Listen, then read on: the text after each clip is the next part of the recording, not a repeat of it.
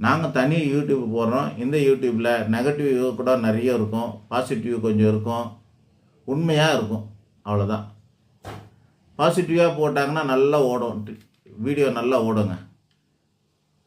நீங்கள் தொலைக்காட்சியில் பார்க்குற எல்லாமே பாசிட்டிவாக மட்டும்தாங்க இருக்குது, நெகட்டிவே வராதுங்க.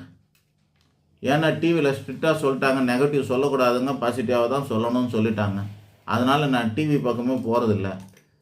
வேறு தனியார் சேனலில் மற்றவங்களாம் கேட்குறாங்க பாருங்கள், யூடியூப் சேனலில் அவங்க பேட்டி எடுத்தாலும் உண்மையை தான் சொல்லுவேன். அதனால் நிறைய பேர் பேட்டி எடுக்க மாட்டாங்க. இந்த கோச்சார பாலன் கேட்க மாட்டாங்க. நானே தான் போடுவேன், என் சேனலில் நானே போடுவேன். நீங்கள் பார்க்கலாம், சனி பயிற்சிக்கு பலன் போட்டிருக்கிறேன் நம்ம சேனலில்.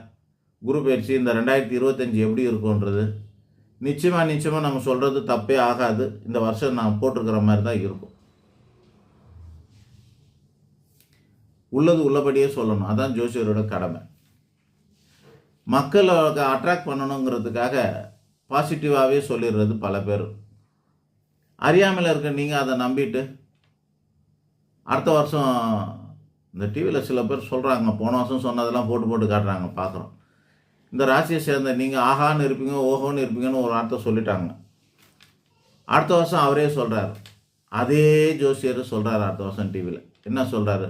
போன வருஷம் நீங்கள் இப்படிலாம் கஷ்டப்பட்டுருப்பீங்க, இந்த வருஷம் உங்களுக்கு நல்லா இருக்கணும் சொல்லுங்கள். ஒரே ஆள், அதே நாக்கு, அதே வாய், அதே ராசிக்கு போன வருஷம் நல்லா இருக்குன்னு சொல்லிவிட்டு இந்த வருஷம் போன வருஷம் உங்களுக்கு சரியாக இல்லாமல் போச்சு அப்படின்னு சொல்லிட்டு மாற்றி சொல்லுவார். பாருங்க, பார்க்கலாம் நீங்கள் அதெல்லாம். அதுக்கு காரணம் என்ன?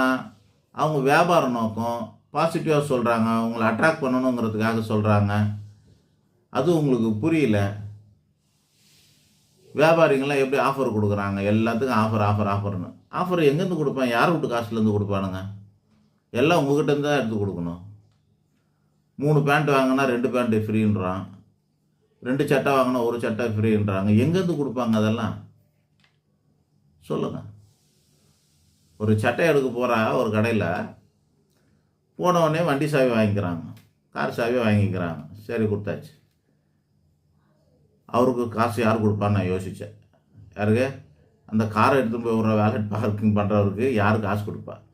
லிஃப்ட்டில் நம்மளை பத்திரமா எடுத்துகிட்டு வந்து விட்றாங்க, அங்கே வெல்கம் பண்ணுறாங்க. நம்ம எந்த ஃப்ளோர் போகணுமோ அந்த ஃப்ளோருக்கு கூட்டின்னு போகிறாங்க ஒரு ஆள். எவ்வளோ பேர் இருக்காங்க. ஒரு 10 ட்ரெஸ்ஸு 15 ட்ரெஸ்ஸை போட்டு கட்டுறதுக்கு அலோவ் பண்ணுறாங்க, பொறுமையாக எடுத்துக்கூடாங்க. அவ்வளோ ஆள் இருக்கிறாங்க. இவ்வளோ பேருக்கும் சம்பளம் கொடுக்கணும். என் ஒரு ஆளுக்கு 10 பேர் வேலை செஞ்சாங்க, என் ஒரு ஆளுக்கு 10 பேர் வேலை செஞ்சாங்க.